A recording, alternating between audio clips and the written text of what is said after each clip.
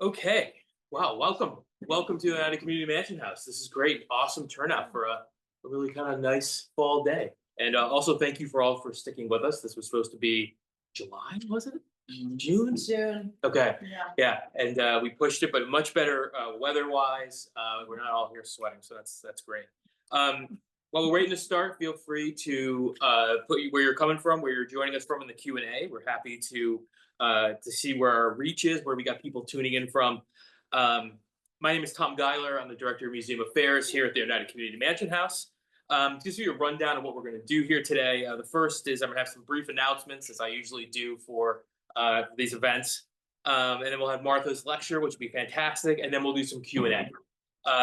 The Zoom will be recorded and sent to everyone in person and online, so you should have that in the next couple of days.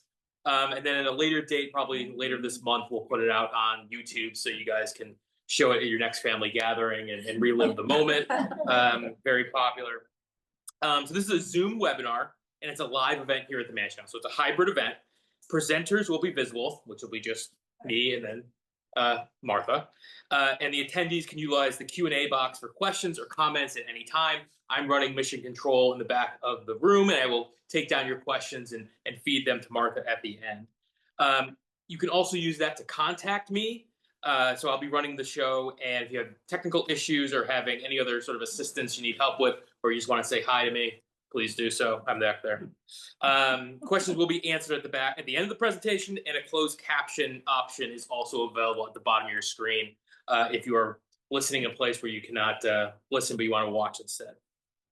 For our in-person attendees, restrooms are located out of the library down here to the left. There's a couple of restrooms, and emergency exits, God forbid we need one, are directly out this door here or where you came in the front door. So before we get started, if you're new to the Mansion House or have not been here in a while, we want to remind you of what we are. We are a museum and National Historic Landmark site that interprets and preserves the story of the Oneida community, Oneida Limited, and its legacies today. We are a nonprofit 501c3 incorporated in New York State and chartered by the New York State Department of Education. We also an event space for lectures, corporate retreats, family gatherings, concerts, and performing arts. We also have 14 overnight guest rooms with that blend history and modern amenities. I know some folks are here spending the night here in the museum, so we welcome you to a little show and an overnight stay. And finally, and most importantly, we're so proud to say that we're still a residence, and we've been one for over 160 years. If you like what you see here tonight, we have a really exciting and packed October. So we have two new exhibits that just opened this last fiscal year. Our fiscal year ends in September. But new perspectives on the Oneida Community Mansion House, which is scattered throughout the museum building, that was curated by Colgate University students. That's round 2 of that. Those are terrific. As well as our first new core exhibit in a number of years called More Than a Silverware Company, Oneida Limited. And that celebrates the silverware company really through the 20th century.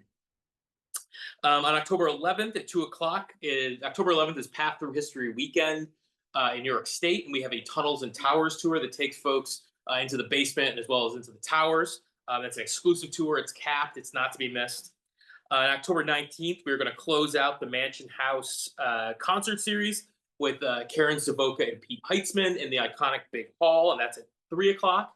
It's a Sunday afternoon. And October 26th, we will have a cemetery tour. So that's one of our signature October events where folks learn about the funerary practices of the Oneida community and then get out and actually walk the cemetery. It's quite beautiful. And if you're interested in any of these events, you want to stay in touch with the Mansion House, we have plenty of stuff going on all year round.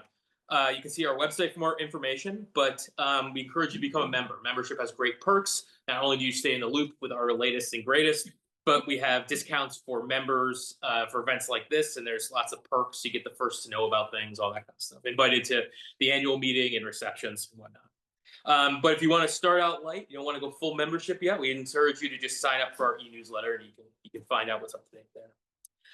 But I'm pleased to welcome Martha Lyon back to the Mansion House for, I don't know what time this is, but Martha has been working with us, I think since 2023, on a cultural landscape report.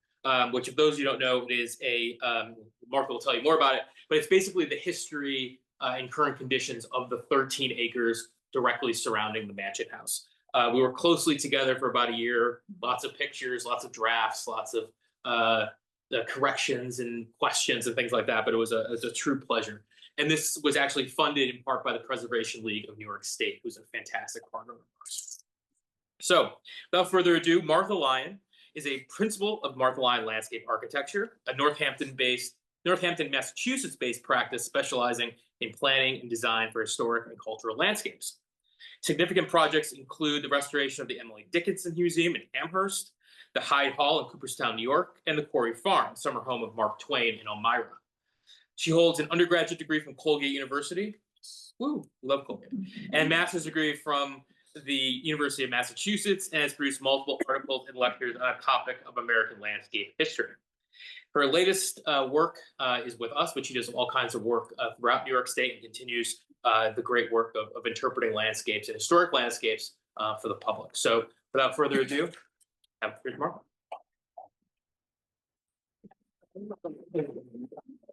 Oh, okay, great. Yeah, I know. Okay. Good evening, everyone. Thank you so much for coming out. When I was leaving, my husband said, I can't believe that you're going to do a talk tonight when the Yankees and the Red Sox are playing this final game. And of course, you know, we live smack dab on the line between New York and Boston. And anyway, he's been a Boston fan his whole life. And he's on pins and needles. So I'm glad to be here because I don't have to deal with that. Thank you so much for coming. As Tom mentioned, throughout much of 2024, I had the good fortune of being able to spend a lot of time here at the Oneida Community Mansion House, looking at the landscape and helping the organization think about how they might want to preserve their near 14-acre landscape around the house. As Tom mentioned, I have a long connection to this area as a student at Colgate in the 1970s. And I spent a lot of time when I was not in the library, out on my bike and riding around in this beautiful pastoral countryside. And it was great being able to reconnect to it through this project. It was a real bonus. But the other thing that I wanted to say is what I'm going to be talking tonight about is one of my absolute favorite topics. I've studied a lot of historic landscapes over my 35-year career in landscape architecture. And one of the things that has always intrigued me and really propelled me forward is the intersection between landscape and human identity and aspiration. So what do landscapes say about the people who created them? And I came face to face with this during my work on this project. What I learned about the community's identity and their aspiration was really quite a surprise to me. And so that is the focus of this talk, is about the surprising story of this landscape, how it developed and changed over time. So I'm going to take you on an odyssey through the history of the landscape, and hopefully you'll understand what I'm talking about. And I'm looking at that screen right there to make sure that I have the right. Oh, okay. Is it advancing? No. Try to hit it a little harder.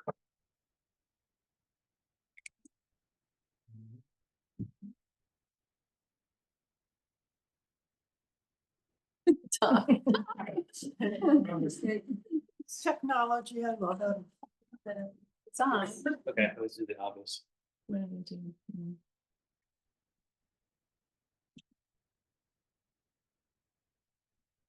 Make sure it's on. You could also advance it for me if you want. Sure. Try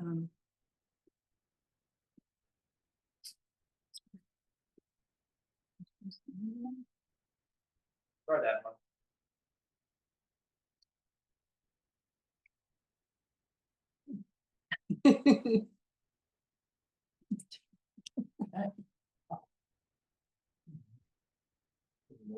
Worked 2 minutes ago. All right, I can advance.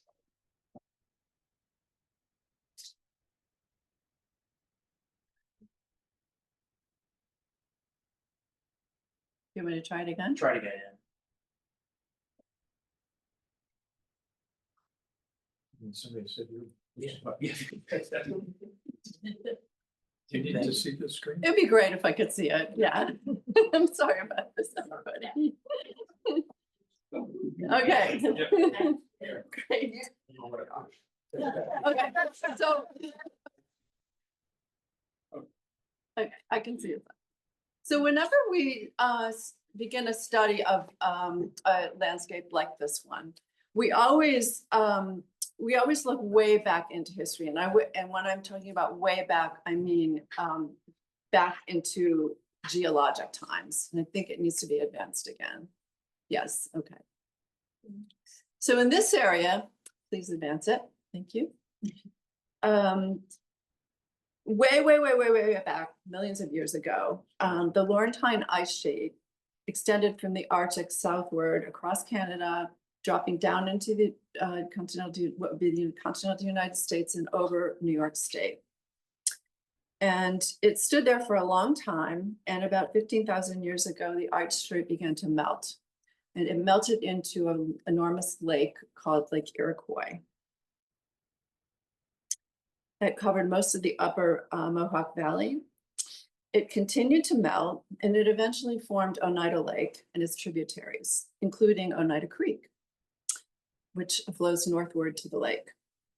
And flooding along the creek banks, if you could please advance, I'm just going to nod at you, produced a lot of fertile soil. And it's important to remember that's because that is going to have a big impact on what happened to this land.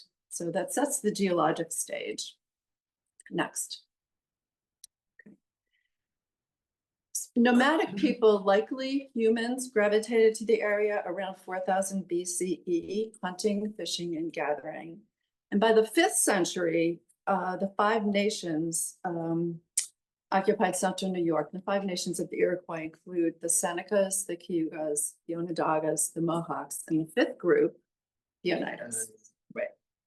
They established villages along Oneida Creek. Please advance.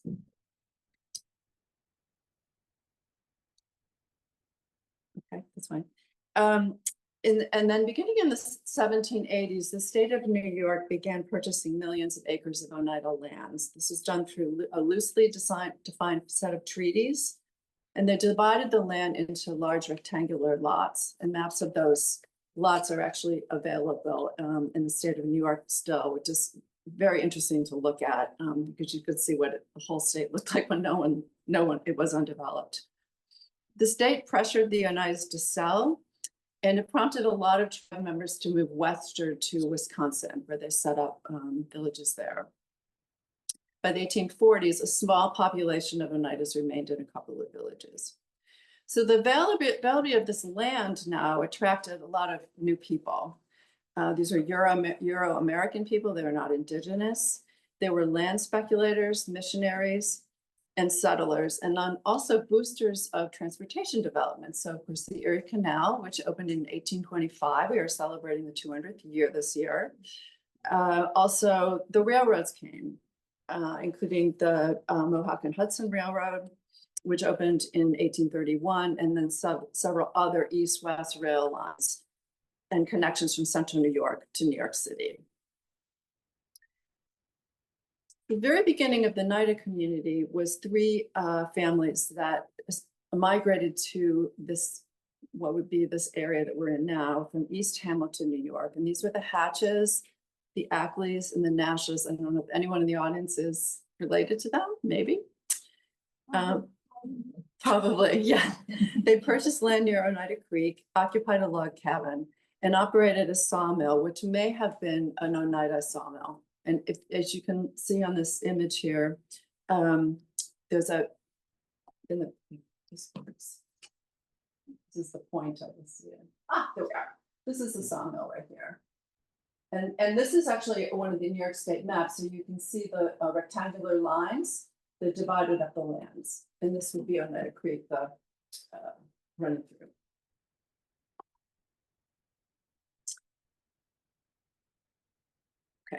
In 1848, then, a group of Bible communists from Putney, Vermont, led by theologian John Humphrey Noyes, joined these 3 families.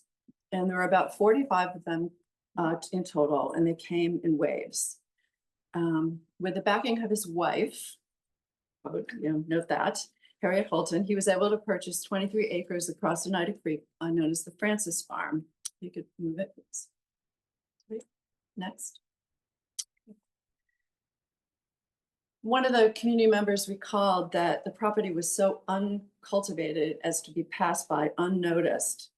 It contained one lonely cottage standing on a hill, a barn across the road, a butternut tree, and a quarter mile from the cottage, 3 farmhouses together with the sawmill.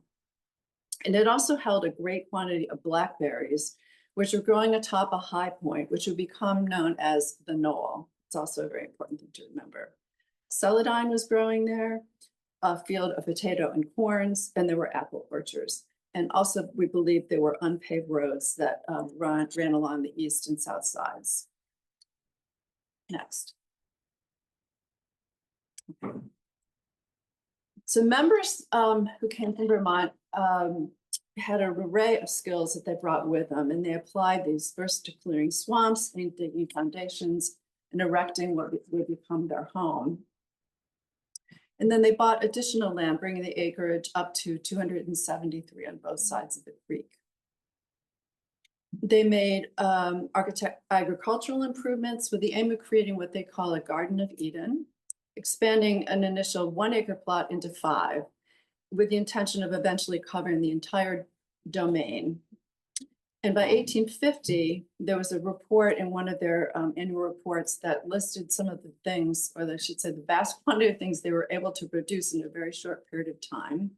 In 1850, 300 cabbages, 19 bushels of onions, 75 bushels of tomatoes, 200 bunches of celery, 3 bushels of sweet or southern potatoes, broomcorn, oats, barley, wheat, buckwheat, beans, and 621 fruit trees planted, strawberries and grapes. And they also developed a public flower garden on the north lawn. And then in 1851, the south garden, which you see depicted here at the top of the screen, that was consisting of multiple flower beds that were tended by community members. And this garden exists today, as you probably all know, a remnant of it. So it's we're holding on to it. They also created rustic furniture made from gnarled roots that they collected from white cedar in the swamps, and created garden paths and a greenhouse. By 1858, they were operating a fruit business consisting of retail sales of fruits and tomatoes sealed in glass jars. And next, please. The other thing that they were able to do is one of their members was Sewell Newhouse was able to develop this animal trap. And those 2 things I just mentioned, the processing of fruit and vegetables and the creation of this trap, allowed the community to make a big change. You know, they had focused for so long on building a landscape that would support them, that would feed them. Once they were able to process this food and also create this very functional piece of equipment and sell it, it allowed them to create capital, which is very important to their growth into a different kind of community and landscape. So please, next. So this very simple drawing shows you roughly what this property looked like. What's in the light green is the acreage that we know today as being the Oneida Community Mansion House property. But what you can see here, well, I'm going to ask you, what do you see here in this drawing? What does it look like? What stands out to you about the way things are configured? There's no building with them, the tulip tree, obviously. Yeah, that's great. Good observation. I'll just give you a hint. So what we see here is a cluster of buildings, agricultural, mostly in focus, with the little gardens. But the vast amount of the land that they owned was cultivated. And we think of them as being, you know, mavericks and outliers, but the fact of the matter is they came from Vermont. Next slide, please. And this is a New England farming tradition setup. This is the Scott Farm in Dummerston, Vermont, which is not very far from Putney. that was, I think, established in 1791. And you can see the same kind of arrangement. You know, they have the farmhouse, and then the barns are kind of all around it, and the outlying land is open and cultivated. This Scott Farm actually still grows a lot of fruit today. And so this was, you know, very, very typical of the time. So they may have been fleeing religious conventions and thinking of themselves as outliers, but here they are really developing a landscape around their domain that is very traditional New England. Okay, next. Okay, so by 1862, the population had exceeded 200. And they dismantled their large garden on top of the knoll to build a new home, the mansion house, and that's where we are today. And this was located, as Noyes said in one of his reports, at the center of what has been the favorite promenade of old and young since the beginning of the community. So that's the location. Next. And here we are. This is a pretty early photo of the mansion house. Can anybody tell me why this is so early? Buildings to the left. Does anybody know what those are? Yep, so this is the original house and the children's house, and then the new building. Okay.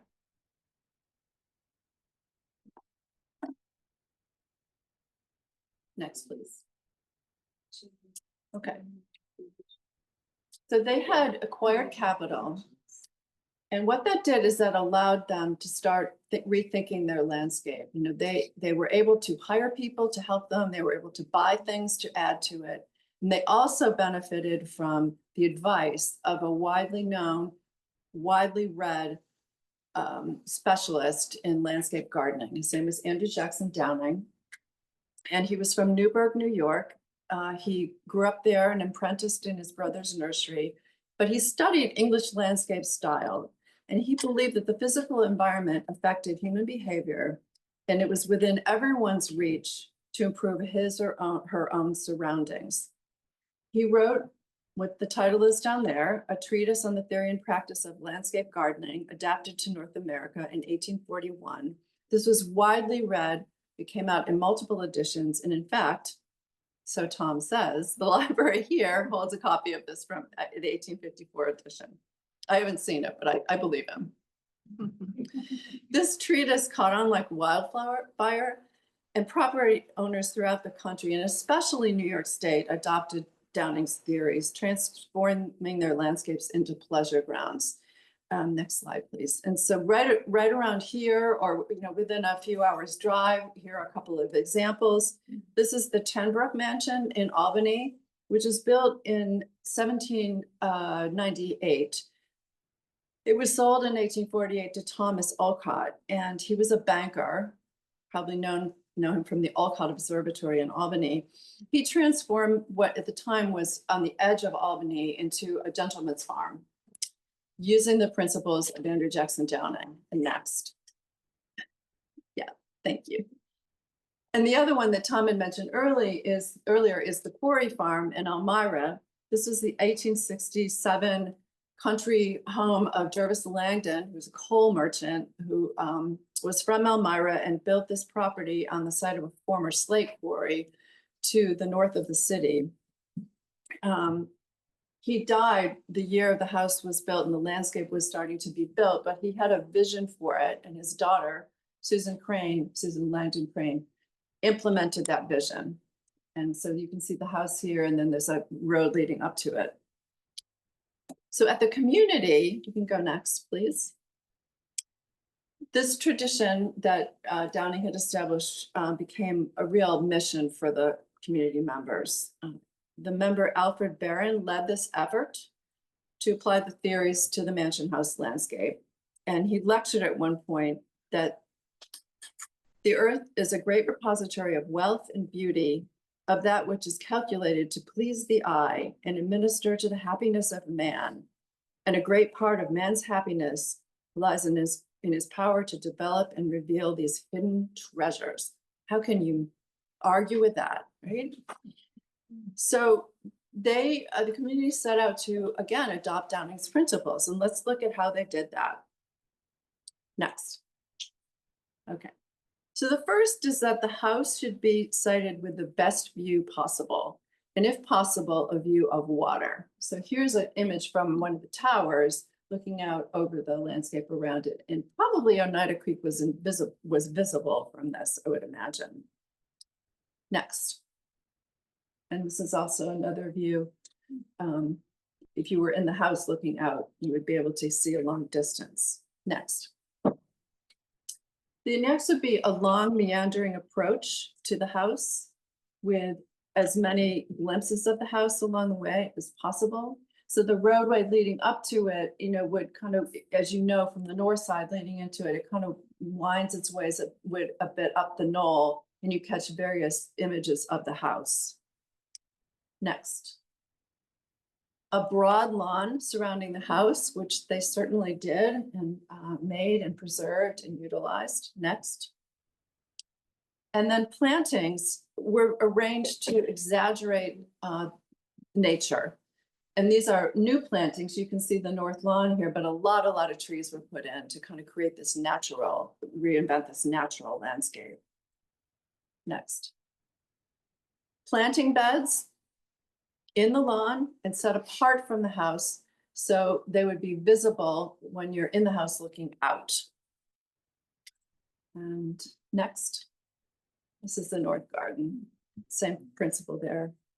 And then next, and then ornaments intended for family gathering, but also adding folly to the landscape. Next. Under Barron's direction, they introduced a system of gravel walkways, including perimeter path around the north lawn, the summer house, and significant plantings of trees and shrubs in judicious arrangements. So as I said, next, there were a number of reasons why the community was able to do this. And as I mentioned, acquiring capital had a lot to do with it, but also there was a burgeoning nursery industry in New York State at that time, emerging and just burgeoning. It allowed property owners like the community to adopt Downing's principles. There were huge nurseries, especially out in Western New York, Geneva, Monroe County. I grew up in Rochester. This is the Pitkin Nursery, which is a very, very large operation that eventually morphed itself into Chase Pitkin, the hardware business. So having that supply ready for them really helped allow them to do what they wanted to do, at least in the planting way. The expansion of rail lines allowed goods to be shipped around pretty easily. So if you want to buy an oak tree in Rochester, it could come out by train. You didn't have to go there with horse and buggy and bring it back by yourself. And then, of course, mass production, where things that they had to make as these industrious early community members were factory made. So that gave them a lot more to work with. Next, please. So this is a drawing that was done in 1869 by a community member, J.J. Skinner. And what do you see in this? South garden. Yep, it's visible from the house. Lots of tree plantings, the walkways. I think it exemplifies a lot of the things that Downing prescribed and they adopted. And the other thing that happened that was also critical, next please, was that the community eventually built the new house, which is on the north side of the property. And it created this quadrangle around the tulip tree, which is still in there. And that gave them a space for community gathering where they could spend their leisure time, which they didn't have much of when they first came to the area and built their community. Next. So after the community dissolved in 1880, all the property, real and personal, was distributed on an equal basis. And the businesses, the silverware and the traps, were incorporated into a joint stock company called Oneida Community Limited, which became Oneida Community Oneida Limited in the 1930s, with shares apportioned. The community buildings were gradually removed and the outlying land was subdivided largely into single-family lots. Next, please. I just wanted to again show you, this is an image from the Downing-est era before I go on. And again, all of those features that we've talked about, I think, appear on this. And you can see how different this is from what it looked like back when the community was first established in the early decades. So, okay, next. And next. All right. So now we're into the late 1900s, early 20th century. Late 1800s, early 20th century. And it is no longer a religious community. It is now a private organization. And I think at that point, the Oneida Community Limited, which became Oneida Limited, made the attempt to transform it again from being this sort of pleasure garden of the late 1800s into a more 20th century amenity. And I think it really reflected the look of a private club. And let's look at why. So first of all, the idea of the country club in America, does anybody know where that came from? Any idea? Okay, next. So the first country club in America was the Brookline Country Club, which was established in 1882 in Brookline, Massachusetts. It's still there and it's very famous.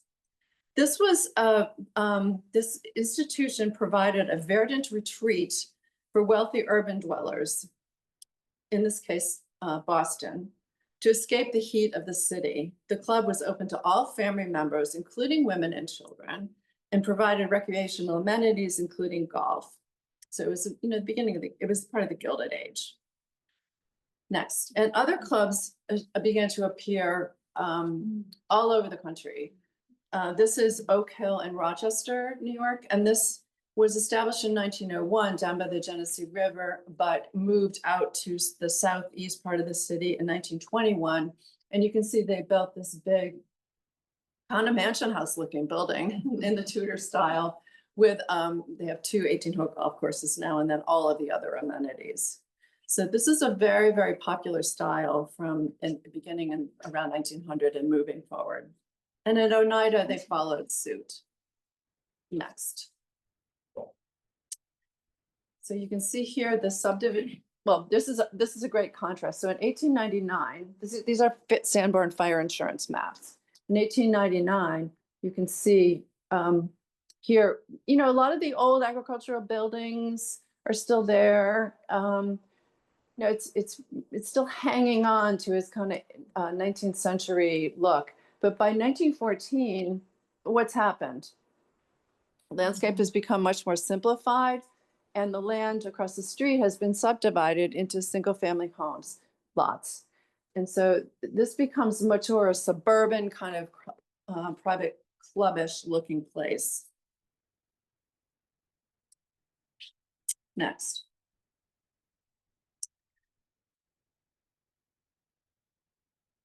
So the community added those amenities of the club. They added tennis courts, which were first on the north lawn, and they were moved to the southwest of the Mansion House in 1959, but in early 1900s, they were up there.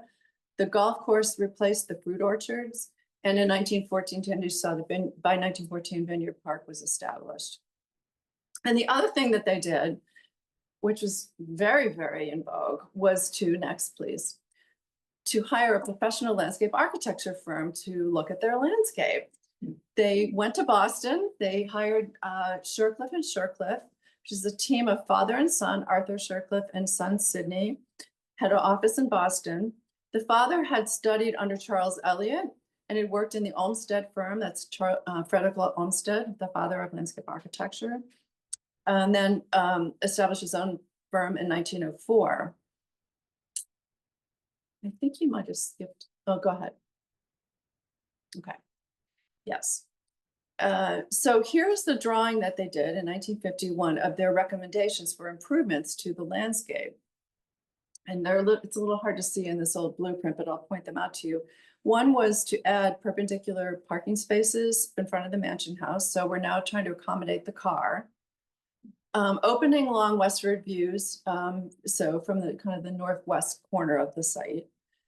Removing and installing new plants materials that would probably be more, rather than forest, more domestic scaled. And then also improvements to the flower garden. Go to the next one, please.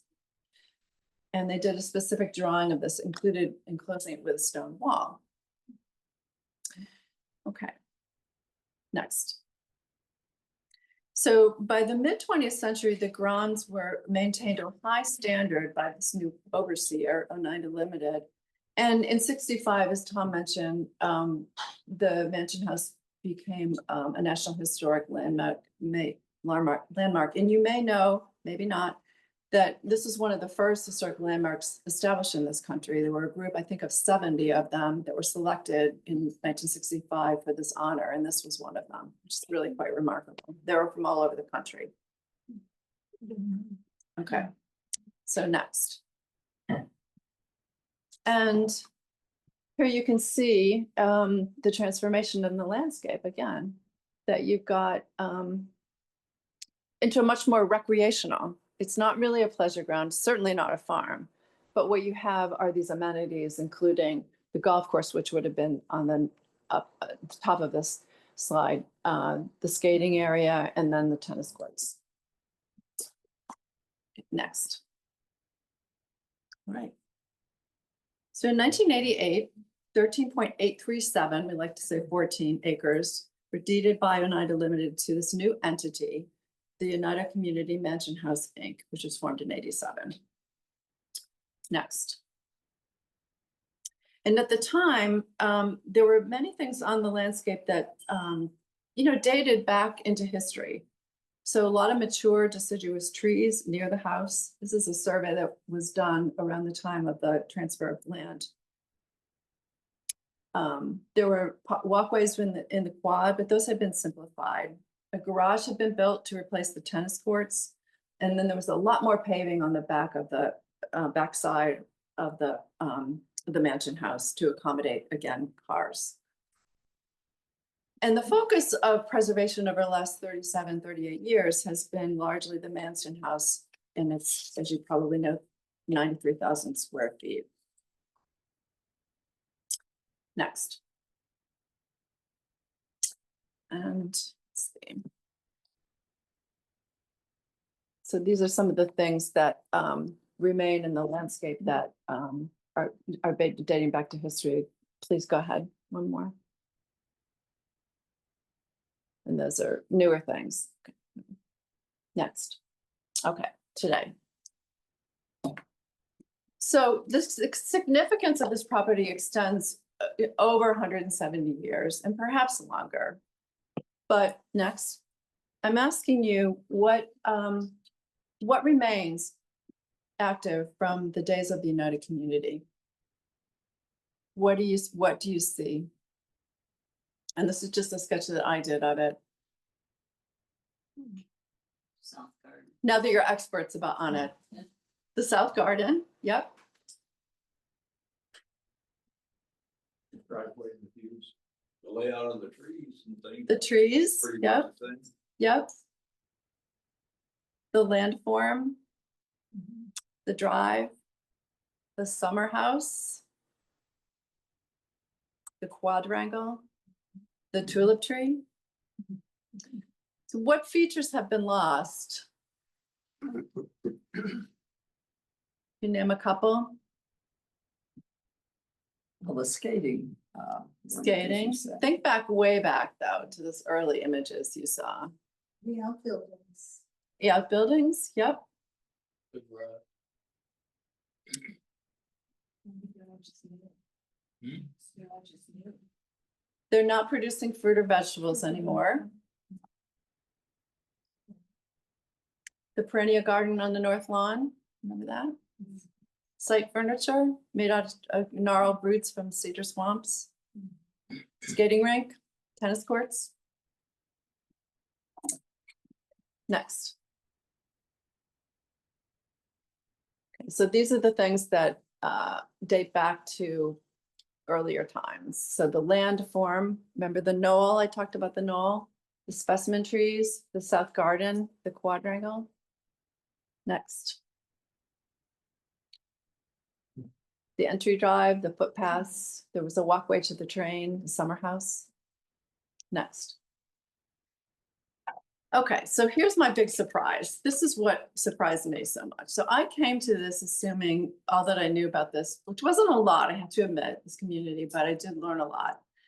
That they would just have this radical thing going on. You know, they fled convention. They felt like they were outliers, and that would all be reflected in the landscape. But what I realized in doing this, that just through time, this community was a community of contradictions.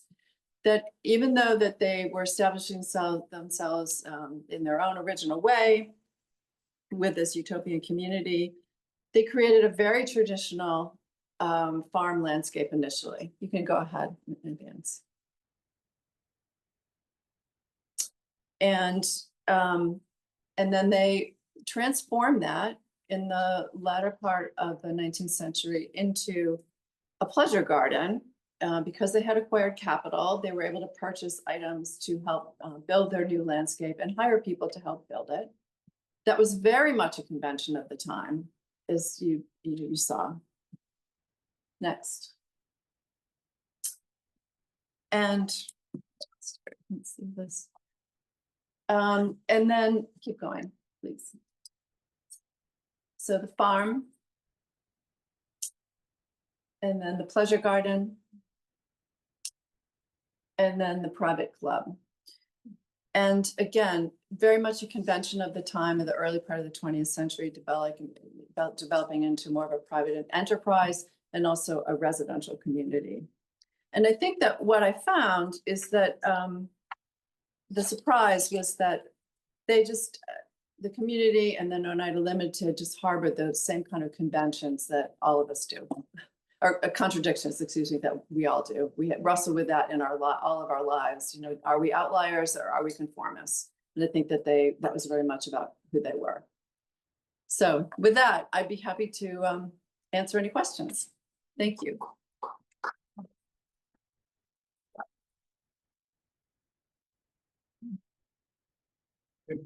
One question online to start with, and that is, in developing the plan, how were climate change and the aging of the population taken into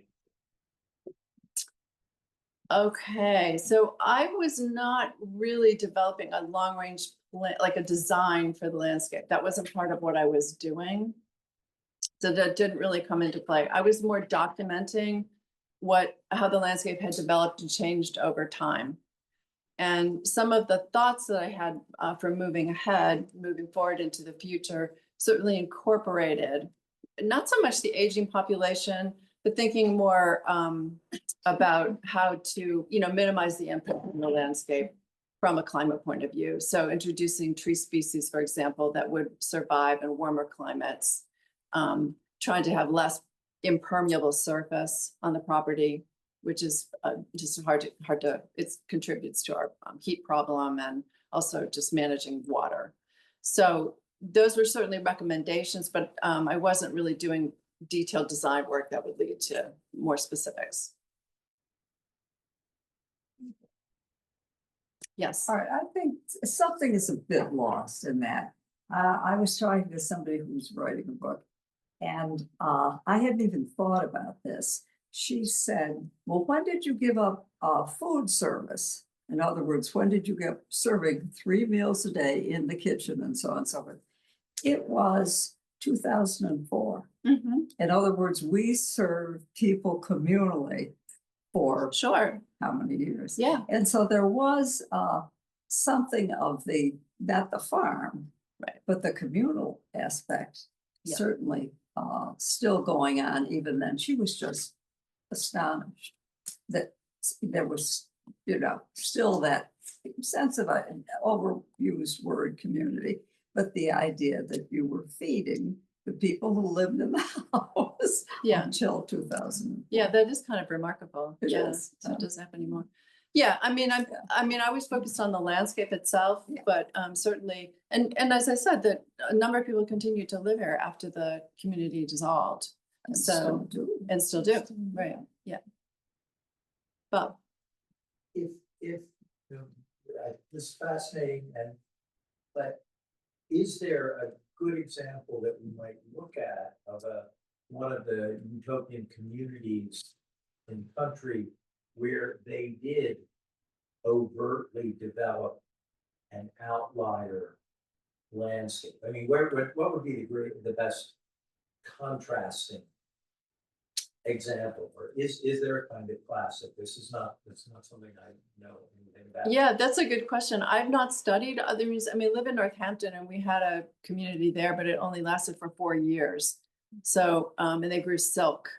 So they, grew silk, had mulberry trees to grow silkworms, produce silkworms to produce silk. But it was only 4 years, and it was also an agricultural sustainable community. They sustained themselves. But I've not studied others, so I can't answer that, Bob. But it'd be it'd be interesting to do that. And one other sort of detailed question. Really, prior to the downing impact, or they had the garden, right? The South Garden was Mhm. there. Right. Was it managed? Do we know if it was managed as in the whole horticultural tradition with the emphasis on sort of exotics and or what do we know about that part? We know that it was intended for community members to tend their own plots. That was a record of that. And my understanding, it was floral. It wasn't vegetable gardens. They didn't need small vegetable gardens like this. So at the time, that was a very big early in the nursery business in this country. So I would imagine they were, growing things that they could either propagate themselves or could get seeds. There were seed vendors in Albany. So I doubt it had exotics in it. 1850s, yeah. But that's also a really good question. Had there been a greenhouse building anywhere? Yes, there were a couple of greenhouses. Yep. And those were, they built one pretty early on, as I don't remember the exact date, but it was pretty early on. Yeah.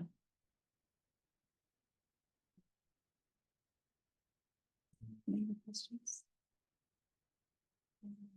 Yeah, okay, Bob. I'm not terribly familiar with the immediate surrounding areas, but at one point you mentioned how there's a particular emphasis on the northwest view. And any sense of why that kind of had a moment? Was there some development out there in the that they suddenly wanted to latch onto that view?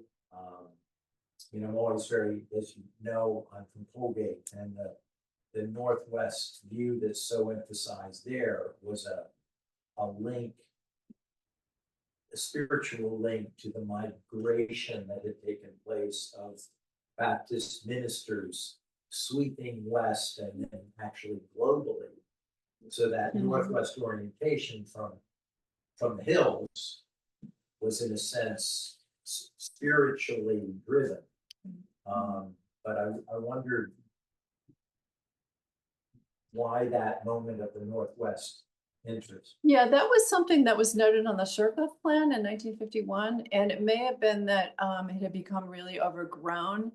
And they were just observing that if you cleared some trees on the property, it would open that up. But just thinking as a landscape architect, is something you would do, you would recommend that be done. So I don't know if it had any spiritual connotations, and I don't, there may have been others. I'm looking at Tom because he may know that, the tower, I showed the one view of the tower looking kind of northeast over what probably was the river. I don't know if you could see all the way up to the lake or not. But that was obviously an important part of their whole shtick. So. I noticed some of the most beautiful trees around. And I was wondering, I know you're doing more landscaping, but do you know anything about the age of some of these trees? We know the tulip tree was planted in 1851. We do know that. There was also a beautiful linden growing there too, which I think came down not that long ago. It was at the opposite end of the quad. The butternut lived a long time. There were photos of it, I don't know, late into the 1800s, maybe even early 1900s. And that was kind of out here on the, kind of near where the South Garden is in that area. It lived a long time. I'm not an arborist, but I would say some of those trees, especially growing in I call it the oval out here, those are old. I mean, those are probably, 175, 100 years old. They're old. And there's species that live a long time. So you were able to get a lot of longevity out of There's them. a massive black walnut tree. Yeah, yes, exactly. It's a beauty. It's frozen. Oh, because it deposits all its juglins all over the place. Yeah. I'd recommend anybody who wants to see the trees go down into the larches, up at the golf course. Look at some of those. And the foresight to plant all of that, the larches and the tulip trees in there Yeah, is just remarkable that they did that. And they were planted trees in a Right. forest. yeah, I did Some mention of the them are larches. 50 feet tall, which is unusual for upstate New York. Tulip trees are some of the tallest native trees we have. So that's probably why they're growing so high. They can grow to 150 feet if you let them. And this one that's in the quad is lovely because it doesn't have a lot of competition. So it's not like, vying for sunlight or competing with other trees around it. So it's probably added to its longevity. The tulip tree in the quad has upwards of 13 cables holding it together. Yeah. So The Emily Dickinson Museum on Amherst, they have a white oak on their lawn that was planted by Edward Dickinson. So he built that house in 1830. Still, sometime within that time range, he planted this tree and it's still there. And it has so many cables on it. Oaks, they have these long reaching out armed limbs, but they just do everything they can to hold on to it because it's part of the history. Direct connection to the builder. Any other questions? Okay. Thank you.